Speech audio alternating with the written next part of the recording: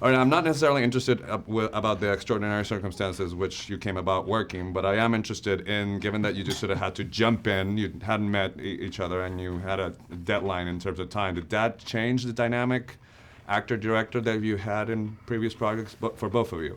No, only panic. Only that. Panic, you know, you think, what are we going to do there? I don't know. But no, I mean, he's consummate, experienced star, everything.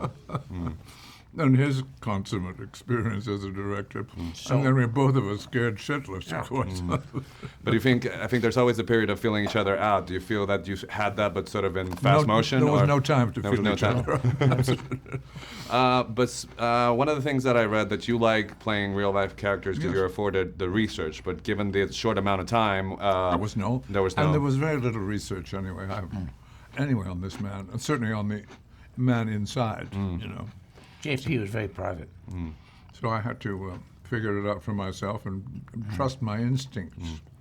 So how did you feel about sort of finding the contradictions? Because one of my favorite scenes that your character has is they're sitting there and they're discussing something, and he says, "I do love him," and the way you played it, I felt that he does believe that he loves him, even though his actions might contradict that. Yes. So talk about that sort of gray area the character exists. Yes, I think he had genuine passion for his great-grandson, and I wanted to play him that way, even though he sort of half-joked with the journalists.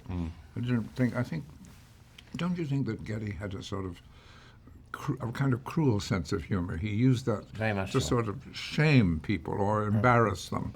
And so it wasn't particularly something that he totally believed in.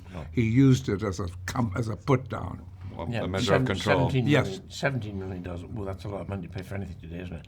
That's a sense of humor. I don't think he literally And how he made his father a pauper, look like a pauper. You know, he doesn't really mean that. Perhaps. Maybe. Yeah. But it's interesting that there's a question mark and Yes. you highlight it in the Yes. performance. So, hats off to you. I'm only going to get to say it to you now that I'm standing here in front of you. But something that you said yesterday caught my attention. You said that you had fun making the movie, which sounds like that doesn't always happen for you. No, I always do. Okay, so Every what was fun film- about this one? The only film I never had fun on was Blade Runner. That was a nightmare. But that was made because of the people, who were engaged in it. But everything pretty well I've done has been fun, really.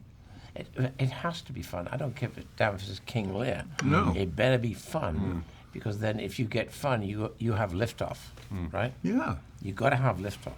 But I thought interesting that when you were first offered or heard about the story, it was like you recognized it and thought like, no, I don't want to do that. But then when you read the script, you changed your mind. What about the narrative changed your mind about telling the story? No, my ears. I develop a lot of stuff, and I do a lot of production. I don't direct everything, and so it's all about the development. And sometimes my developments land better than I expected, and so I'll go, "Oh, that's interesting. Maybe I'll do that." In this instance, somebody gave me, who was pretty discerning, called me saying, "You should read this. It's on the blacklist. Take a look. It's been on the shelf 4 years." So, and American Gangster came out that way. So I had a look, went, "Wow, this is a good."